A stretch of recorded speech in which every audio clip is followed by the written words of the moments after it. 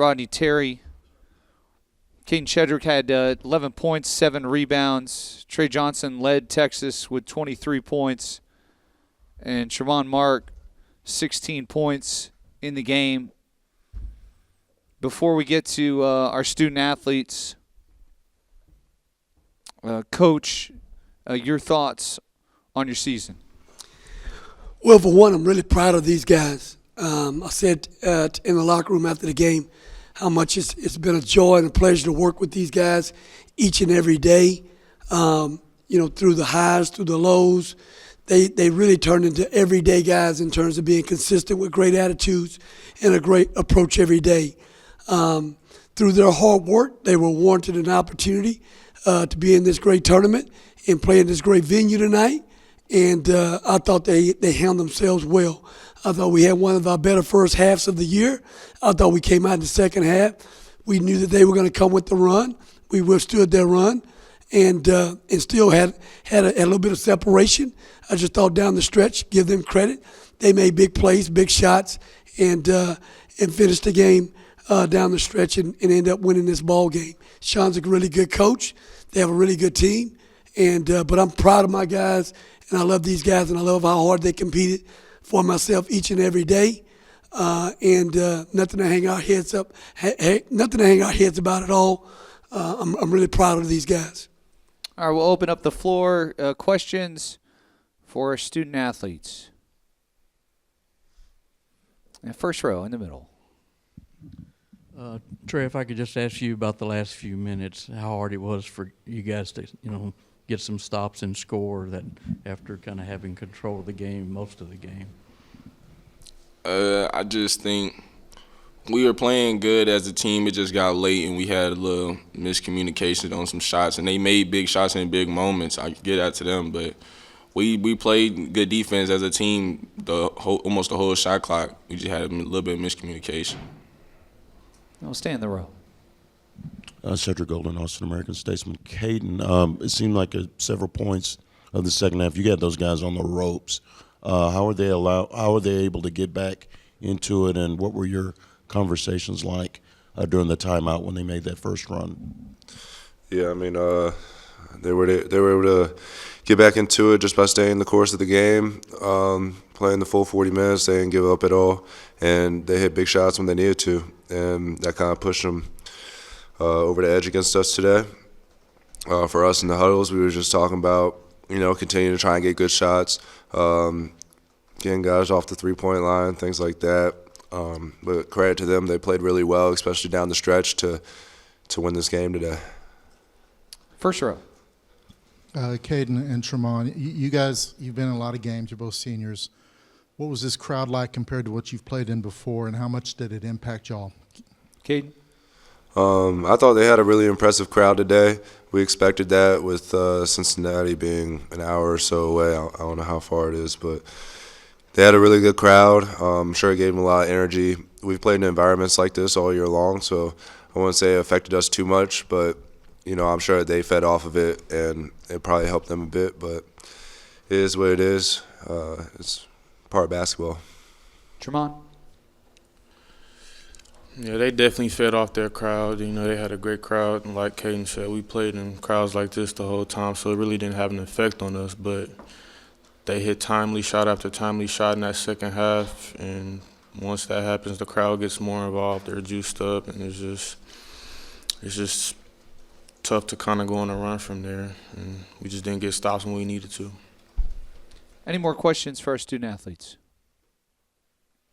In the third row. Mike Petralia, CLNSCincy.com. Trey, how aware were you guys of the foul trouble that they had? Zach Fremantle and obviously Conwell, thank you, Ryan Conwell, were in foul trouble in that first half. I'm wondering if you guys were aware of that and made an effort to get into the paint and try to score the way you guys did. Yeah, we were most definitely aware of it, especially like the last two media timeouts. We was talking about it for sure. They just did a good job of, I guess, not fouling. We talked about it. We expressed it. We drew up plays forward. We just couldn't get them to pick up that next foul. Let's go to the second row. Yeah, Kirk Bowles from the Houston Chronicle. Tremont, You obviously had a very strong game, but turnovers was not an issue in the first half, but it became in the second half. Is there anything they were doing on defense to kind of make those plays? No, they were doing the same thing in the first half, in the second half too. They just got away with some slippery calls of grabbing, and we just gotta be strong with the ball. We had some slip ups, and it led to easy points for them, and then that was that. Last question for our student athletes, first row. Trey, you're going to have a decision to make about the NBA. This game, what do you think you learned most from playing in an atmosphere like this and getting to the NCAA tournament? I was just thankful for the opportunity to play in the NCAA tournament. The environment really didn't bother me as much. I heard them making noise, especially on their runs, but just knowing timely stops, I guess, because especially when the crowd getting into it, we gotta find a way to string at least 3 stops in a row just to quiet it back down. So now they gotta play us, and we not playing them and the crowd. So I guess just knowing when to get timely stops. Tremont, Caden, Trey, we really appreciate your time. I want to wish you safe travels. It was an electric atmosphere here tonight, and we really appreciate your fight. Thank you. Thank you. Appreciate it. At this time, we'll open up questions as our student athletes leave the stage, and let's get to the floor. Coach, questions for Coach Rodney Terry. First row in the middle there. Kirk Bowles from the Houston Chronicle. You know, how impactful did you think Marcus Foster's threes were, and how hard was it to try to keep them from attacking the paint as good as 3-point shooters they were? You know, we give those guys a lot of credit. They made 12 threes tonight. He made 4 of those. You know, he's a guy that when you're going into the game was a guy that we need to really try to force him to make tough twos. You know, and that he was a capable 3-point shooter and could shoot the basketball really well from the perimeter. Made some really big ones down the stretch. You know, I thought Hunter threes were big. I mean, he made 3 threes in this game. Those are huge threes for those guys. And Hughley throws one in, and Fremantle throws one in. So between their bigs, I mean, they made 5 threes, and Foster throws in 4. We did a pretty good job on Conwell, pretty good job on Maddox, you know, and stuff. But you know, give them credit. They made big shots down the stretch, and Foster was a big part of that down the stretch. Far end. RT, you've been in a lot of NCAA games. This is your first 4. Did this feel like a first 4 game, or what did it feel like to you? Oh, this is, you know, I've been in some great battles with Sean Miller. Sean Miller's a great coach. He and I have had some really good battles against each other. He's at Arizona, I'm at Fresno State. Here we had a good battle a couple of years ago, Sweet 16 game. We've had a good history with Xavier Peart. 3 games where we play for, you know, Sweet 16, go to Elite 8 games with those guys. So great history between the 2 schools in NCAA tournament play. You know, you get here, this is an incredible venue to play in. Great fans here in Dayton. Wish we would have more Dayton fans than Xavier fans. But nevertheless, you're always excited about competing in postseason play in an NCAA tournament. This had the feel of a Sweet 16 game tonight. You know, it really did, much more so than even a first-round game. So 2 teams going at it, you know, 2 teams, you know, really trying to stop one another. It's kind of a heavyweight fight down the stretch, and, you know, the last one standing, you know, getting it done was gonna walk out of here with the win. On the end. Hey, Rodney, Cedric Golden, Austin American Statesman. Dayton played in NIT tonight. That's why their people stayed home. So that's kind of a tough break up. Midway through that second half, you pulled Jordan Pope aside because he forced a shot, and I could see you saying you need to show some poise. How was that important? Because you had some uncharacteristic turnovers there that kind of spurred their run. What were you saying to your guys on the side? Well, we had 4 turnovers at the half. I thought we did a pretty good job of taking care of the basketball. We knew they're a team that's going to load to the ball. Anytime you drive, you got to hit the open guy. You know, 3 of our turnovers in the first half was because of driving in there and they got their hands on some balls. I thought in the second half, you know, for a better part of it, we did a pretty good job of taking care of the basketball. Just give or take here, there.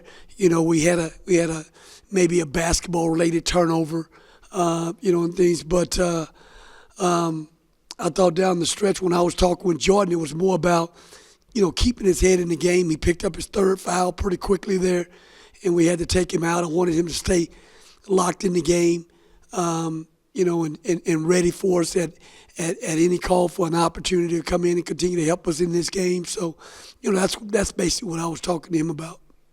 First row. RT, after every team season, Chris O'Connor always says, okay, I'm going to meet with their coach after the season. Do you know when you're meeting with him? And has he given you any clue about the direction of the program? Well, I think at the end of the day, I think you always control what you can control, We were excited about being in this tournament. I thought we had a team that was playing really well and capable of making a really good run here. Got off to, one of our better halves of the year. I mean, first half was terrific. But we knew, again, as you play this game, that there's always ebb and flow and there's always runs. I think when everything's said and done, I think you always thank the guys that have laid it on the line for you every night. And that was our players. They did it every day for me. They did it every night for me. There's not one guy in that room I wouldn't do anything for the rest of their lives. And I think when you talk about, evaluating the season, you do that when the dust settles, and just like you would after any season. So I'm sure there'll be an opportunity where we'll get a chance to sit down and talk about the season and what our thoughts are, what our thoughts were about the season, and you kind of go with it from there. A couple more questions for Coach. Let's go to the back of the room. Rick Brewing, Musketeer Report. Coach, you talked about how great of a first half it was for you guys, and Coach Miller talked about how easily you guys got to the paint in the first half. What happened in the second half? Did they do a better job defensively? I thought we did a pretty good job still getting to the paint. Sometimes you got to demand fouls to be called, and stuff. I thought we weren't as strong with the ball in the second half as we were in the first half. We made those guys have to make calls in the first half, and stuff. So, they do a good job of, we call them Jordan swipes. They're going to swipe when you drive. You got to be strong with the ball, and you got to be able to either finish those plays or have an opportunity to get to the foul line. We're probably, 1-2 best teams in the league this year in shooting free throws. So we wanted to make this a paint touch game. We wanted to get to the foul line. I wouldn't say they did anything different in the second half. I just thought we could have played a little stronger in terms of demanding calls be made, when we're around the basket, Near side, second row. RT, Eric Henry, 24/7 Sports. I know that's not the question you want to answer after the game, but there have already been reports about your job status. If this was indeed your last game coach at Texas, what will we be most proud of about your tenure as Texas head coach? I've been at Texas 13 years, man, and there's not a year I haven't made the NCAA tournament. I've been a part of the NCAA tournament, so I have a lot of pride in terms of being a Longhorn. I love being at Texas. I don't think anyone's been a part of Texas basketball has been more successful than myself. I've been a part of the top 5 seasons in this program's history of this program. And, our guys, I give our guys a lot of credit for putting themselves in a great position to be here tonight. At the end of the day, it's in God's hands. You know what I mean? At the end of the day, I live my life. I'm a believer. And if God has plans for me to be here, then I'll be here. If he has plans for me to be somewhere else, he's the one with the master plan at all times. And that's who I live my life by. I don't live my life by, man. I'm living my life by God, man. I got strong faith. One more question for Coach. Second row. Yeah, Kirk Bowles from the Houston Chronicle. Just being a part of this game, Rodney, I don't know how it felt. It definitely felt like a playoff game, but not a play-in game. So can you describe just the intensity of coaching in this game? Yeah, I don't think. I think anytime you get to the NCAA tournament, I wouldn't say it's a play. It's an NCAA tournament game. You know what I mean? I mean, 2 teams, and every team that's in this tournament, they've had a good season. They wouldn't be here. Most of the time you're playing on a neutral court. But nevertheless, you're excited about the opportunity, right? And so, again, we give Xavier a lot of credit. We've had some great battles with those guys over the years. I'm happy for Sean. His team persevered and won this game. It was a great game, for this tournament. It didn't end the way we wanted it to, but I'm proud of my guys for what they did this season. They got to the NCAA tournament. They had an opportunity to win a game in the NCAA tournament, and they're going to be winners in the game of life. They're going to be great husbands, great fathers, and that's what I'm most proud of. I gave our guys 3 things to take with them the rest of the season and the rest of their lives. You never ever disappoint 3 people. You never ever disappoint people in terms of your relationship with God. You always have a relationship with God. Man's going to always fail you. God's never going to fail you. You never disappoint your family. You always, never want to disappoint your family and your loved ones. And then at the end of the day, you have to love yourself more than anybody.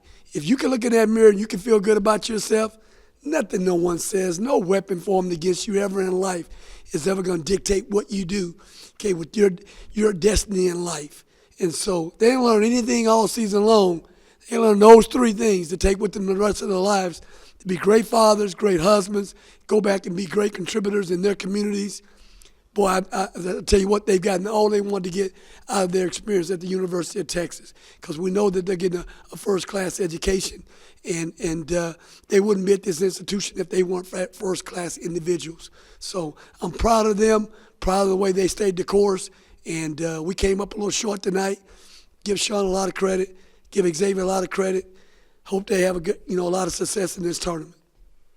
Coach, I appreciate your words. We're proud of you. Thank you. Thank you.